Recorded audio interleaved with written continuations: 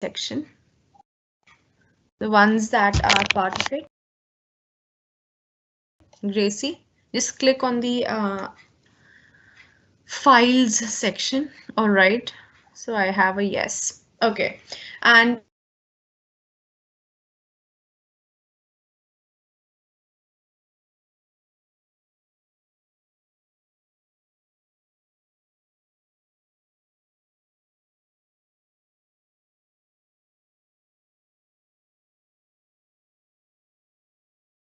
I have uploaded the text.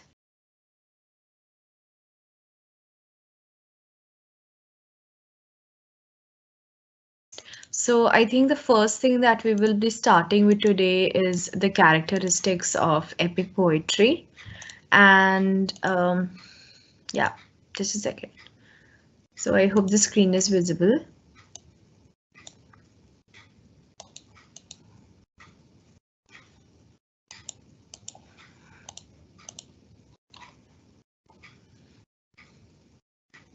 Hello, Khalixa?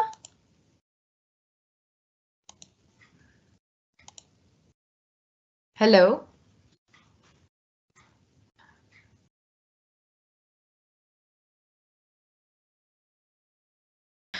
Please check in the files uploaded because I have seen all the files that you guys have uploaded also. So yeah, so let's start with the characteristics of an epic poetry. So because you have already done Indian epics, so I hope you will try to bring in, you know, the similarities, or it might just give you, you know, you can just think about what you have studied and try to connect with what is being taught to you right now. All right, so I hope this is visible. Characteristics of an epic poetry.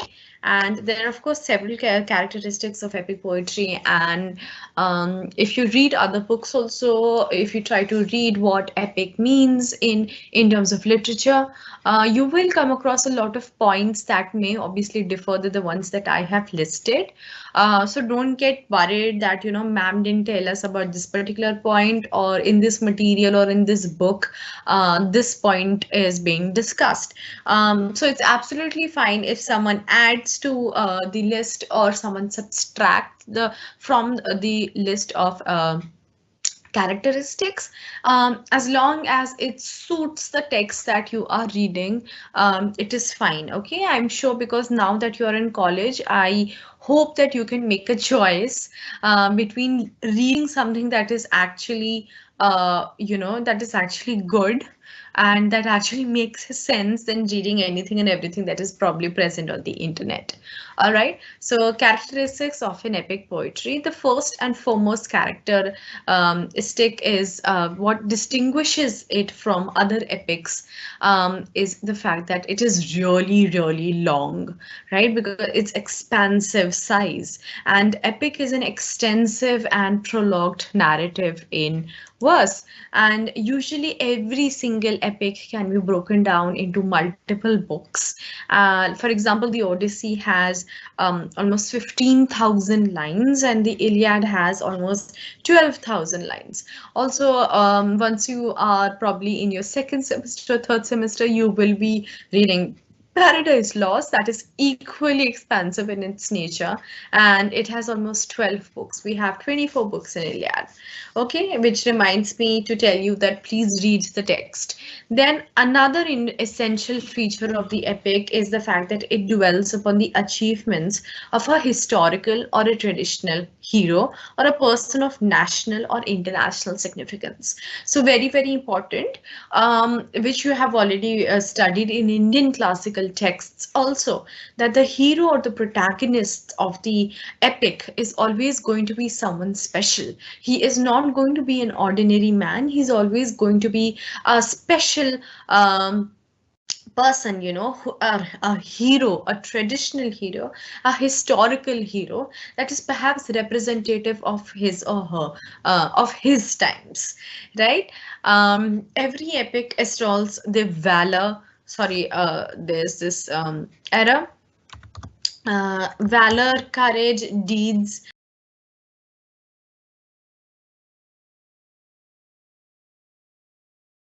valor, courage, deeds, bravery, honor, sacrifice, patriotism, and all of these important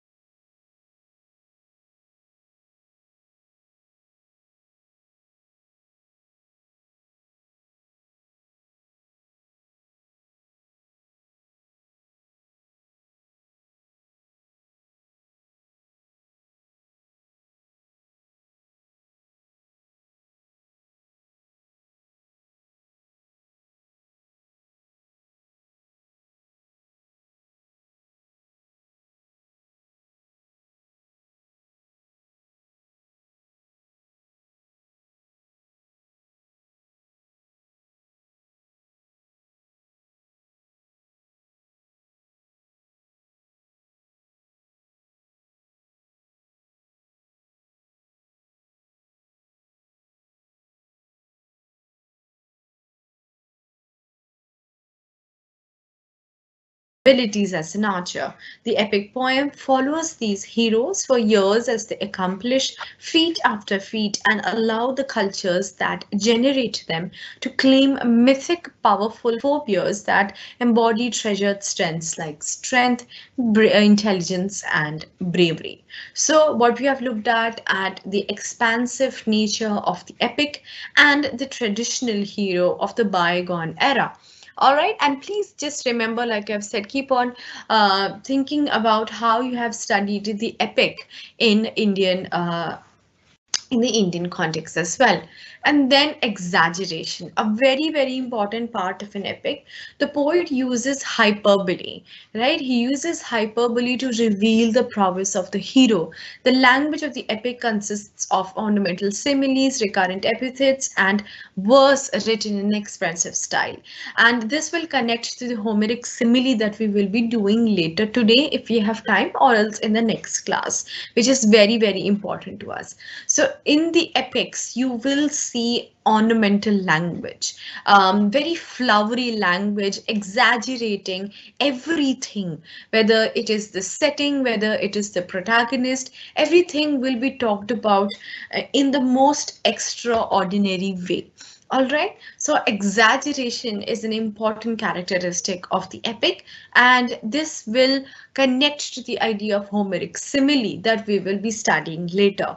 And Homeric simile is one of the most important, questions if you which have appeared earlier in the 10 years paper. Also, another important question is what is an epic and what are the characteristics conventions? What are the characteristic conventions of an epic as seen in the Iliad? So you can talk about these particular characteristics by giving examples from the text. All right, then supernaturalism, very important feature of any epic, the presence of magic, the presence of the supernatural elements, the gods, the goddesses, right, the angels, the demons, everything is part of the epic. All right, and you have examples like Paradise Lost, you have Homer's Iliad, you have Beowulf, you have Fairy Queen, which are these famous epics that have fairies or that have gods, that have goddesses, that have demons, satans, everyone as part of their character. As part of their characters, right? And then morality. Another very key element of an epic is morality. The poet's foremost purpose in writing an epic is to give a moral lesson. Why is an epic written by the poet?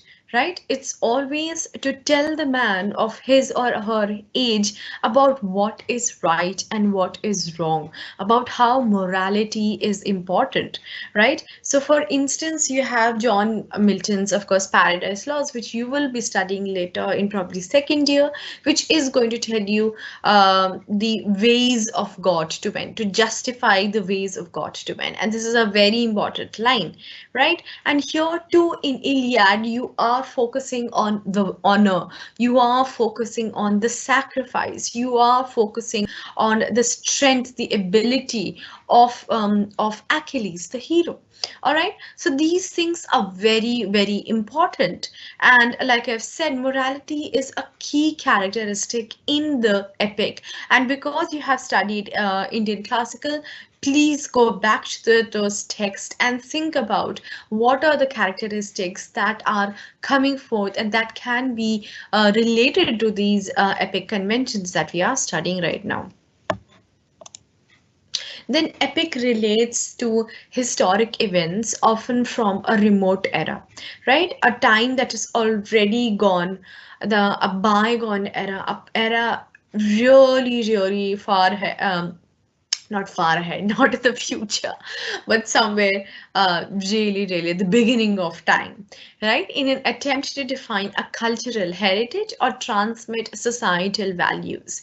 The history that informs an epic's narrative takes place on a grand scale, often over the course of years, which is something that's happening in Iliad too. The Iliad portrays the decade-long Trojan War, an actual event that took on a legendary significance.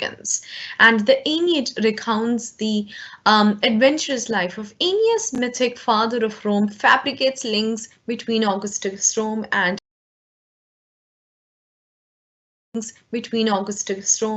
Greek Golden Age. So yeah,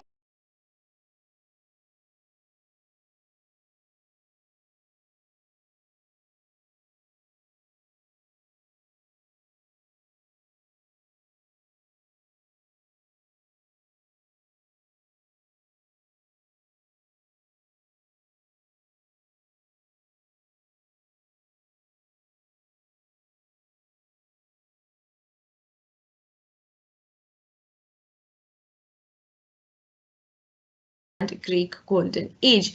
So yeah.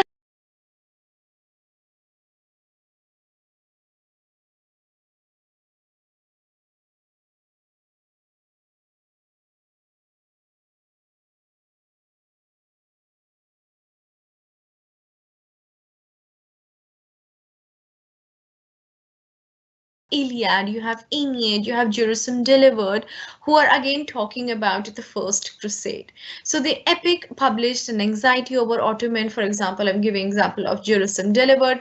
Expansion sought to imbue the historic conflict between Christians and Muslims with mythic import. So you are seeing that most of these texts are talking about the very beginning of time, right? The First Crusade in Jerusalem Delivered, or Iliad, which is talking about the 10 years long war, the Trojan War. All right, then epics start in media res. All right, very, very important. Epics start in media res. They dive into a crucial part of the action that is part of an important chain of events. And what is this phrase media res means? It is a Latin phrase which means in the midst of things, right? So what we are looking at, if we start with Iliad, is the war is already in process, right? It is already taking place, and our particular text starts at the beginning of the final year, right? It tells us that almost 9 years have already passed, and now we are again beginning another year of war, right? The events that came before the starting action may be something that the reader learns later in the story, often through flashbacks. The literary technique in media res was based on how the story started in two epics, sorry, poems for the Greek poet Homer, the Iliad and the Odyssey. These poems are some of the foundational work of Greek literature and are prime examples of how to use media res in your story, or how you understand media res. Right, so let me just share the text with you. Just a second.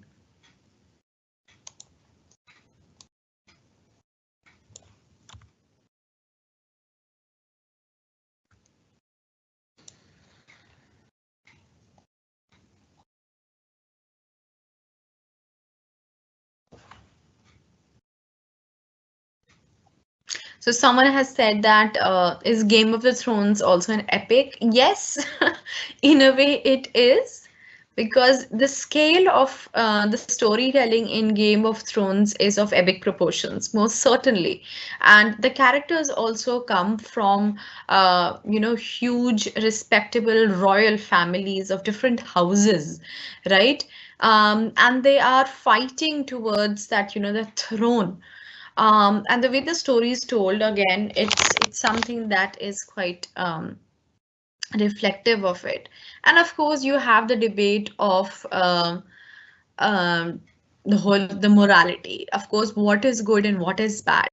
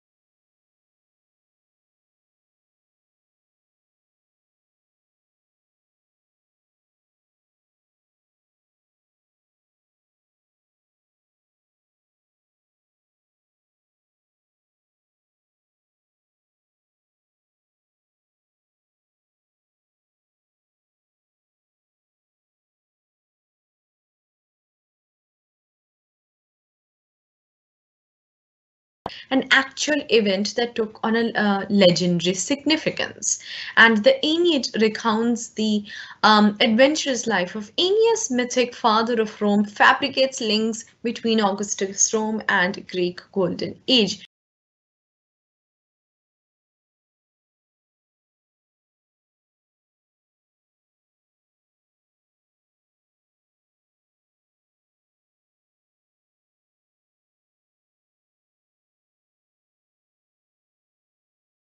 About the First Crusade.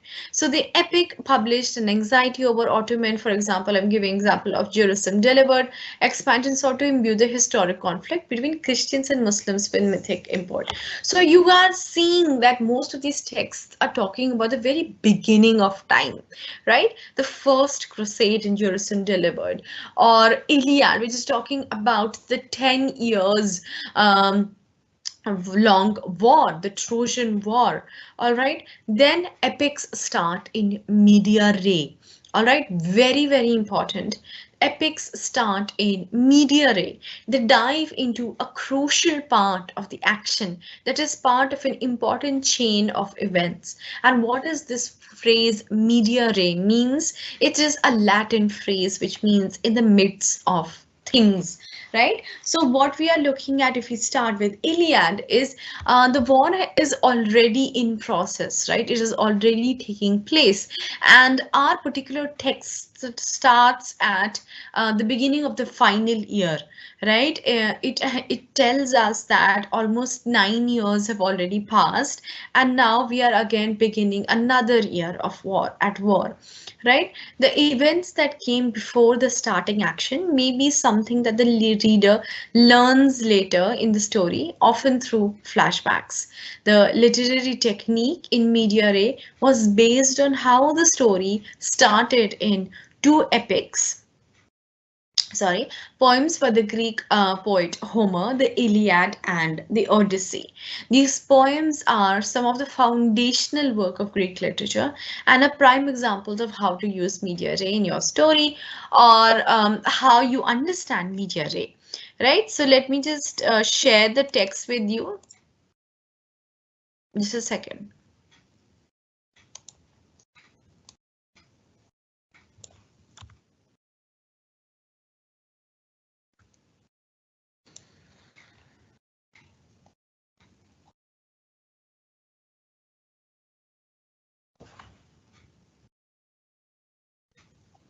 So someone has said that is Game of the Thrones also an epic? Yes, in a way it is, because the scale of the storytelling in Game of Thrones is of epic proportions, most certainly.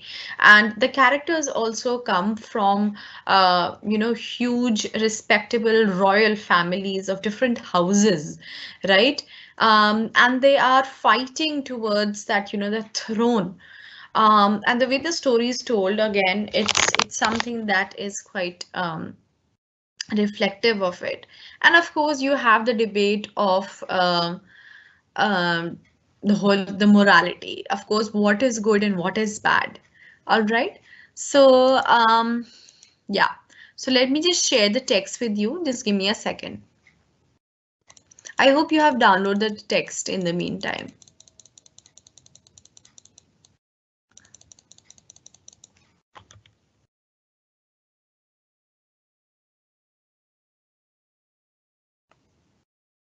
Okay. So page number 77. That's where the text starts. Let me just share the screen with you. Have you downloaded the text? I hope you have. Here's the text, the Rage of Achilles. Just a second, let me drink water. In the meantime, just read this particular lines. Just a second.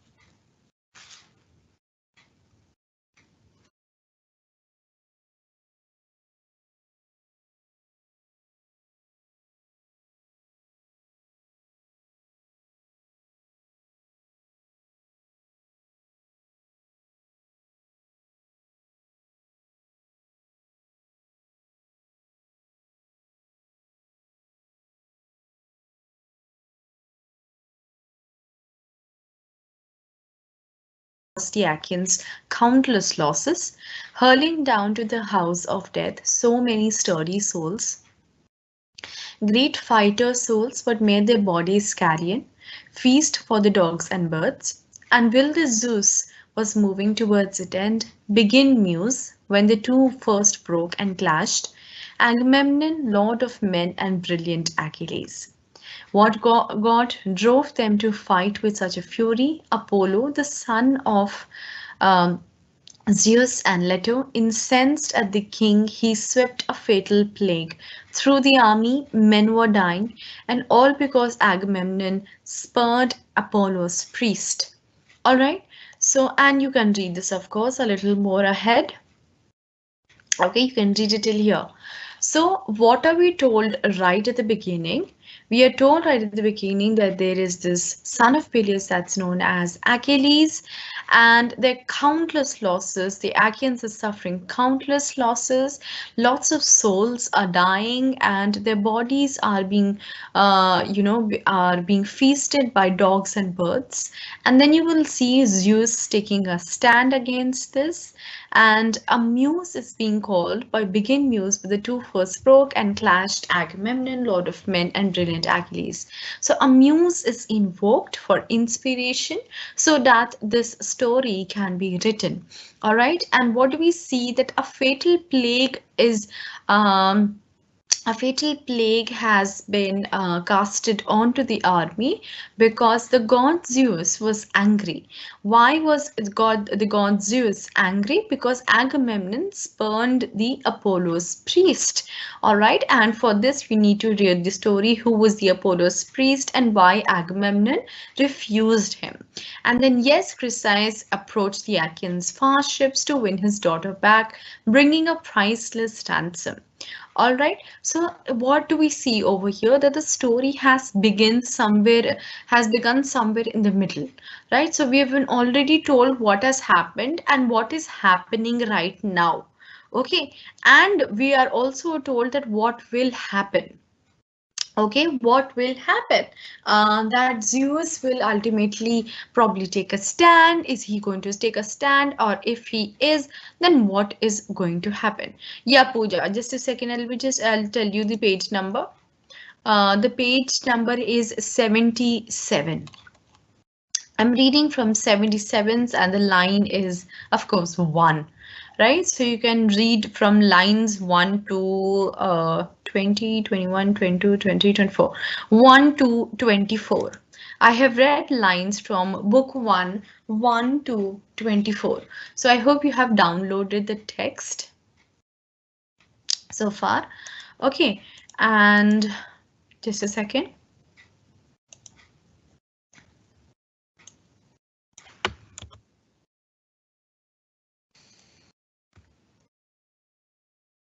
Yeah. So I hope you have understood the idea of what media ray is and how are we starting right in the middle of the Trojan War. Okay. So the screen is visible. And in Iliad, Achilles and Agamemnon fight during the Trojan War with no exposition. The first line immediately engages the reader with action.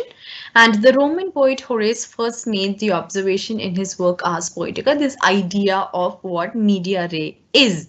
Okay, and by starting with action, the reader is immediately pulled into the quarrel or the war, and it already hooks the reader by making them wonder who these characters are and why are they fighting. All right.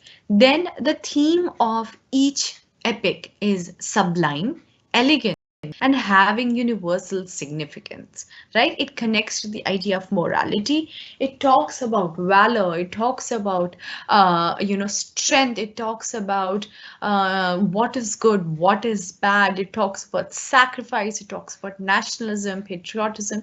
It has qualities that affect the mankind, right? And it may not be an insignificant thing which is only limited to the personality or the locality of the poet. It deals with the entire humanity, right? And therefore, even after so many ages, we are reading that particular text. And even when we are part of a different civilization altogether, right? Even if we have our own epics, we have Ramayana, we have Mahabharata, we have Mrityakatika, we have so many. Sorry, which one do you have? I'm sorry, I completely forgot. Silapadikaram. I think you have Silapadikaram. Yeah. So you have Silapadikaram, you have Mahabharata, you have Ramayana. So you have all of these epics.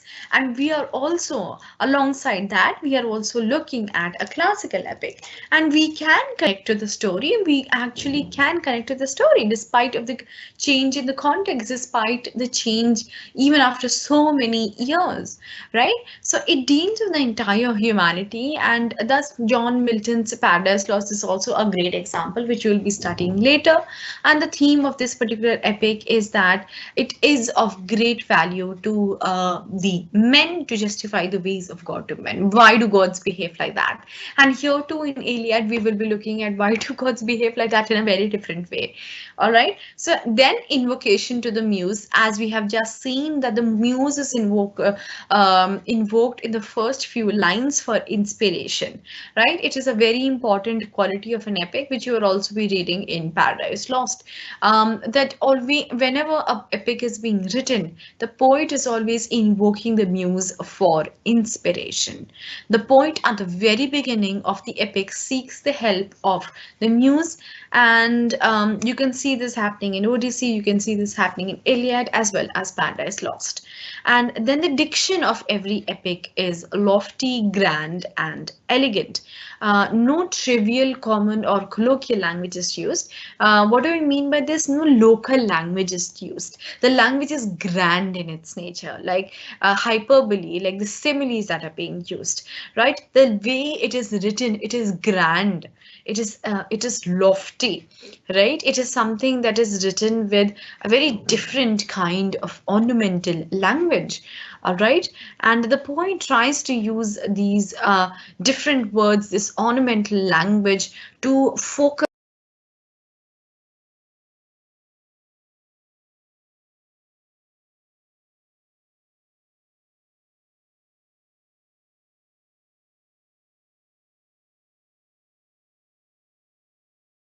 things that are absolutely ordinary, but of an extraordinary nature, right? So, this is this, like we have talked about valor, we have talked about honor, and you can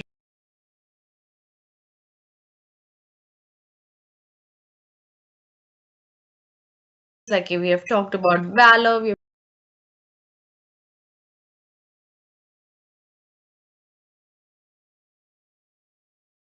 talked about honor, and you can read all of this.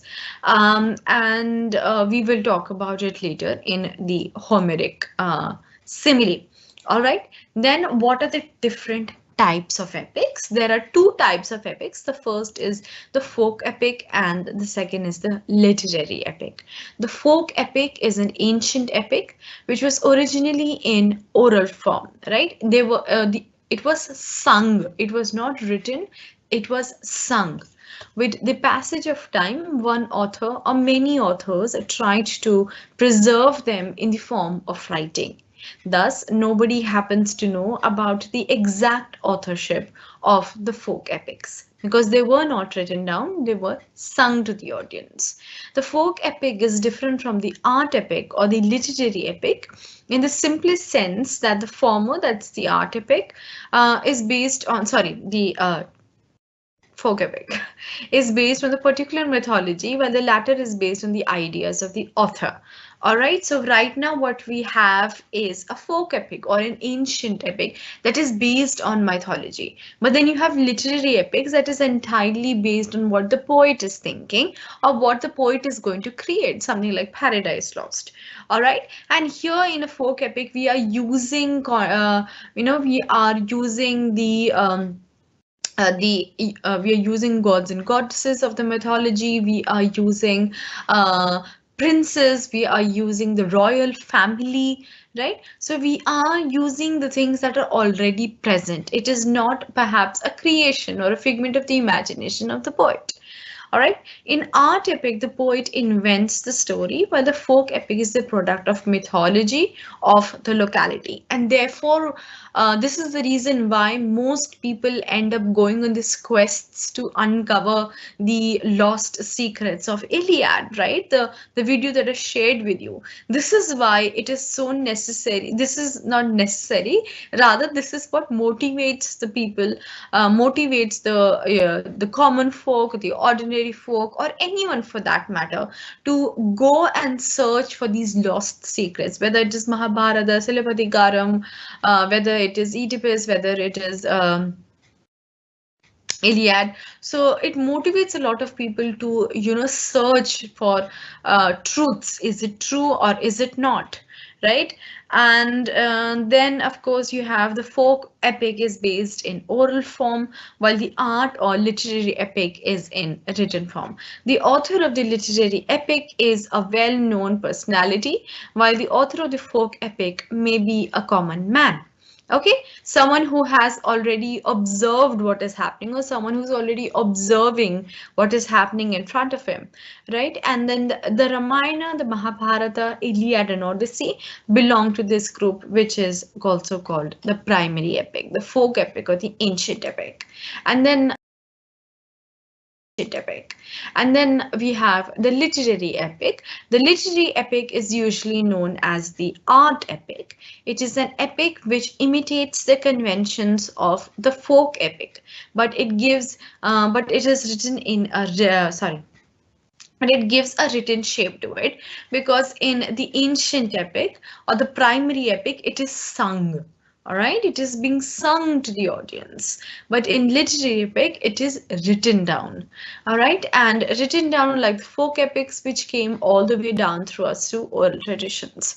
The literary epic tend to be more polished, coherent, and compact in structure and style when contrasted with the folk epics. Literary epics are the result of the genius of the poet, and this is why they have greater significance from a literary point of view.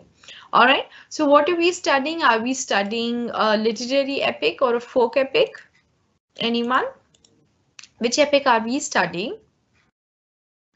Yeah, you cannot see the chat box. Which epic are we studying? Are we studying a literary epic, or are we studying the ancient epic, or the primary epic, or the folk epic? Hmm? Has everyone gone to sleep?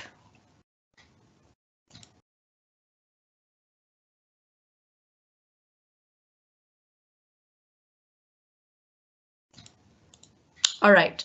So I think now will be a good time to start the story. All right. And for this, I want you to download the text because okay, Khushi, no. Kritika, yes. Um, no. Ummehani is wrong. Ria is correct. Kevin is correct. Bhati, that didn't answer which text is Iliad. No, I'm asking what Iliad is. Sunidhi is correct. Himanshi, Khushi. All right. So please download the text. Please download the text because now I'll be starting the text and it will be very difficult for me to go back and forth. So I want you all to open the text in front of you. Yes, you're right, Kriti, Sana, and Khushi. Shiba, Vidhi, Roshni, Sarabjit, you all are correct. So I want you to open the text right in front of you and I will be quoting lines from the text. So you can write them down as in when I read them out because I'll be going up and down and up and down. So it will be very difficult for me to, share the text. All right. So I am reading from the Penguin edition that I have shared with you, and I will read out the line numbers which you can note down. Okay. Please note down the numbers.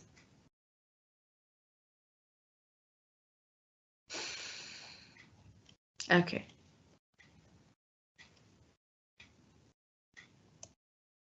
All right. Okay, so let's start. So Iliad is a word, and please pay careful attention. Iliad is a word that means a poem about Ilium, that is Troy. Troy's name was Ilium, okay? And the story or the poem that is written about Ilium is Iliad, okay? And Homer's, and this is Iliad is a word that means a poem about Ilium, and Homer's great epic has been known as the Iliad ever since the Greek historian Herodotus so referred to it in the 5th century BC. All right, so let's start with the incident that took place right at the beginning. All right, so here we have on just a second on page number, like I said, I'll be going here. Yeah, so I'm reading from page number 77, right? And right at the beginning, like these lines. Yes, I get it, Husna. Please do not message me separately. Use the chat box. Okay, all right, I get it. Now we are moving on to the on the text, so please pay attention to it. We have to read both. No, Sunidhi, have a look at the syllabus. It's Iliad only. All right. Okay. Yeah, so please, like I've said, download the text and I'll read from the text. So page number 77, the first lines, the first few lines. Rage goddess sing the rage of Peleus, Peleus' son Achilles, murderous doomed that cost the Achaeans countless losses, hurling down to the house of death. So many sturdy souls, great fighters soul, but made their bodies carrion, feasts for the dogs and birds, and the will of Zeus was moving towards its end. Begin muse when the two first broke and clashed, Agamemnon, lord of men, and brilliant Achilles. So right at the beginning, you are told what is happening, why is the epic being written, what is the cause of, Achilles' rage. All right. So right at the beginning, you are told this. So page number 77, page number 77, the first few lines. All right. and then we will study later, and we've also be told that why was Achilles angry. Achilles was angry because Agamemnon did something. All right, so what is this incident? The incident that provoked Achilles' rage took place in the 10th and final year of the Achaean attack on Troy. And like I've said, the story starts in media res. We have already noticed that right in the few lines that 9 years of the war has already passed us by, and now we are in the 10th and the final year. All right, and why is Achilles angry? Achilles is angry because of Agamemnon. All right, and the incident that provoked Achilles' rage took place in the 10th and final year of the Achaean attack on Troy. And though Homer does work into his narrative scenes that recall the earlier, stages of their tiff, we will see what is going to happen. All right, and then the rage of Achilles, its cause, its course, and its disastrous consequences is the theme of the play. All right, in a nutshell, what is the theme of the play? The theme of the play is the rage of Achilles. That's the protagonist that we are going to read in in Iliad. Achilles, its cause, why is Achilles angry? Its course, why, how is Achilles going to work on his rage? What makes him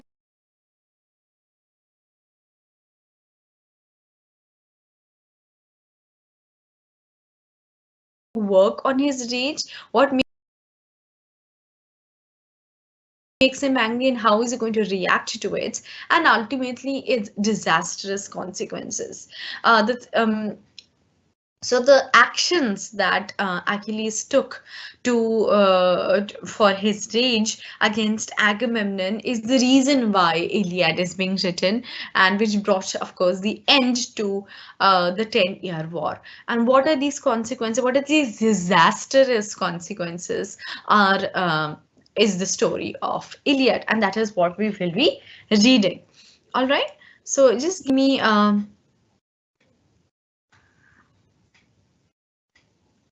The text has already been shared. All right. It's on WhatsApp. By the way, the text is on WhatsApp as well as on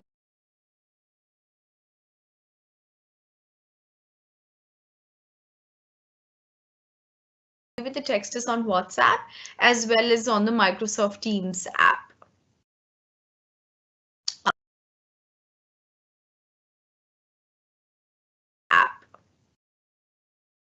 All right. So all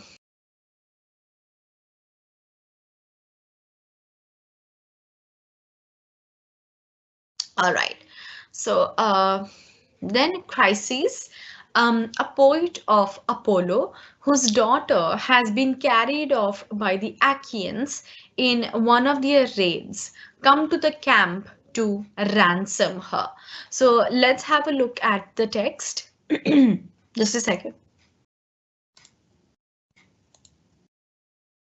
I hope you have the text right in front of you, or else you are going to get very confused.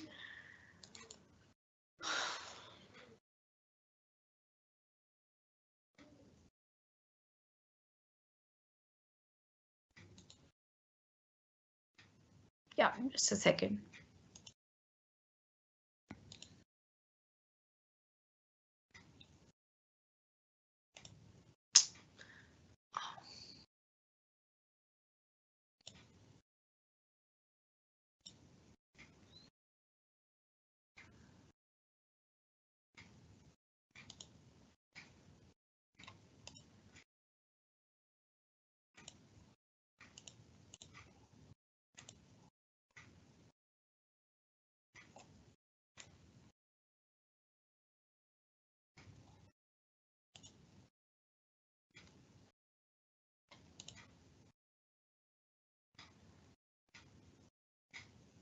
Okay. Yeah. So here.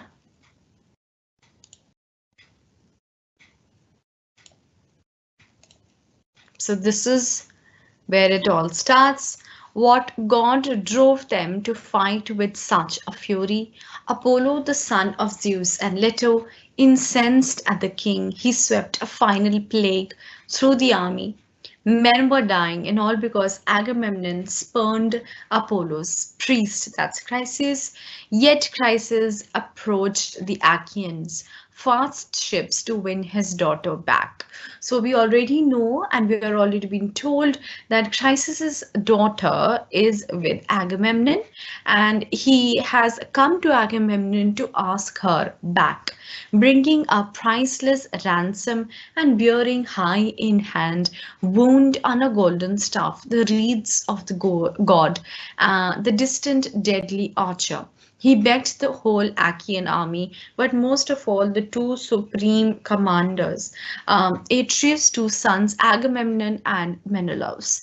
Right? All Argives geared for war. May the gods who hold the halls of Olympus give you Priam's city to plunder.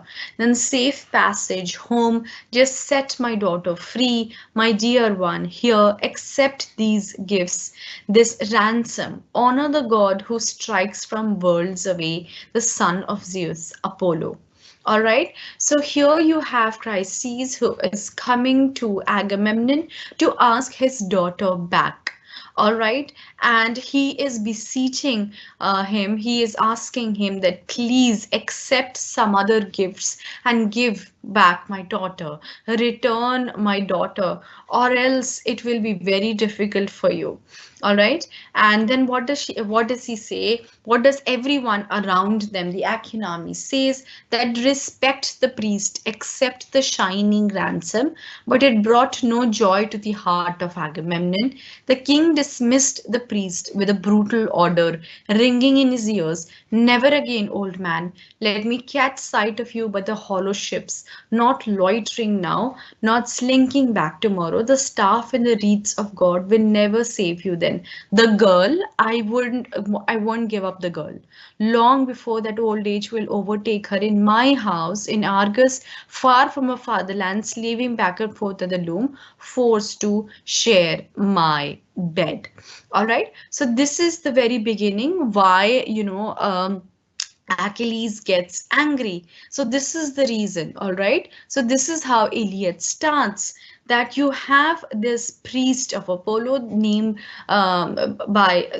you have this priest of Apollo, that is Chryses, who comes to Agamemnon to ask his daughter back. And he offers a lot of riches to Agamemnon so that Agamemnon returns his daughter. But Agamemnon is full of pride and he refuses to do so.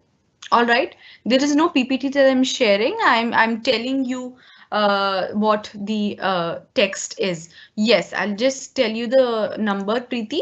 Preeti, the page number is 77 and 78, and the lines are 9 to this is second 9 to 30, 31, 32, 33, 34, 35, 36, 36. From line 9 to 36, we will see what is the first incident that we are talking about that brings about the raid of Achilles.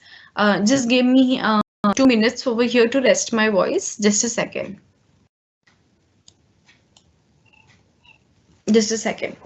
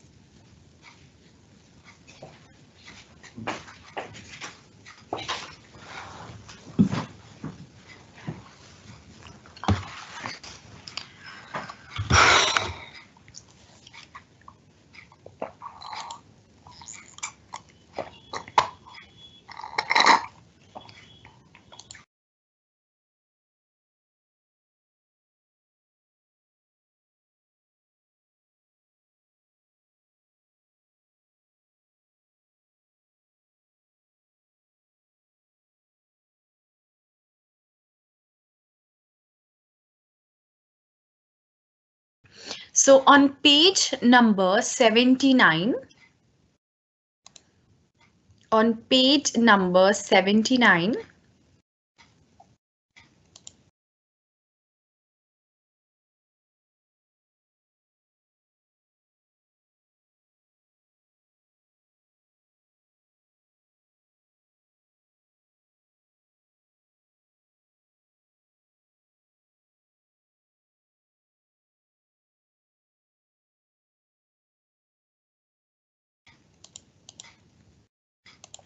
just a second, I'll share the text with you.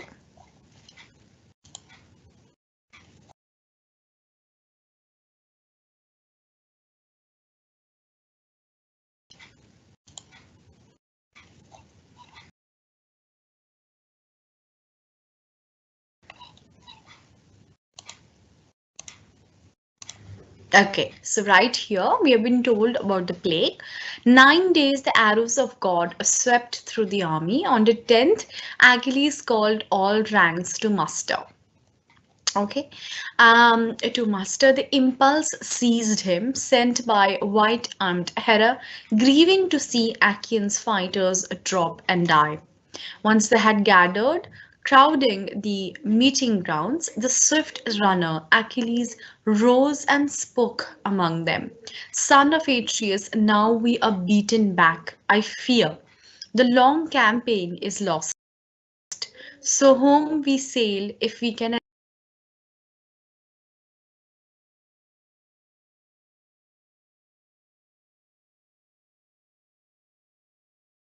he refused the ransom in exchange for the daughter. That's why the archer sends us pain and he will send us more and never drive this shameful destruction from the archives, not till we give back the girl with sparkling eyes to her loving father, no price, no ransom paid, and carry a sacred 100 bulls to Chrysa's town. Then we can calm the god and only then appease him. Okay.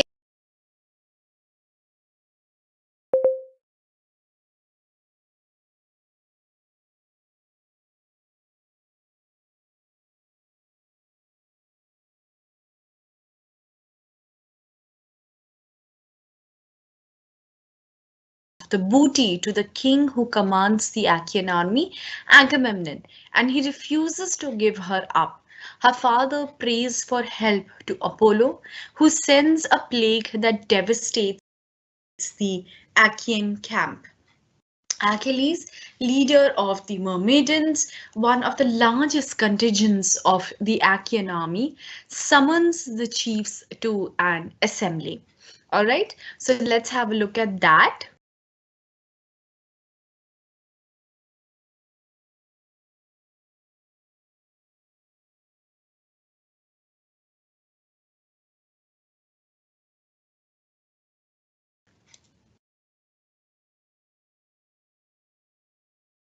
Just a second.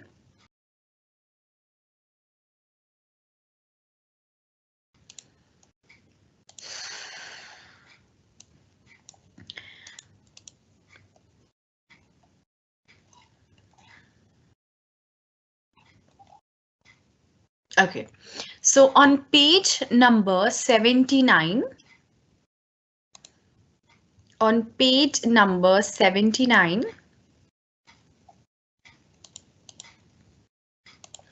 just a second, I'll share the text with you.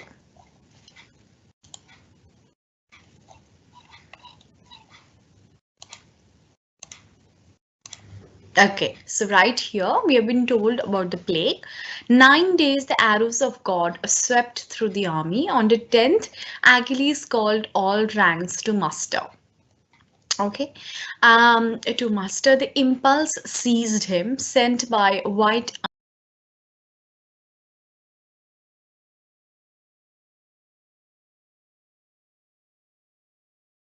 armed Hera, grieving to see Achaeans fighters drop and die.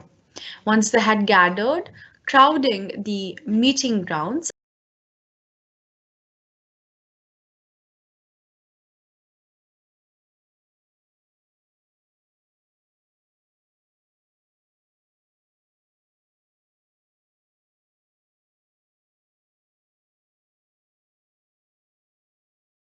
grounds, the swift runner Achilles rose and spoke among them.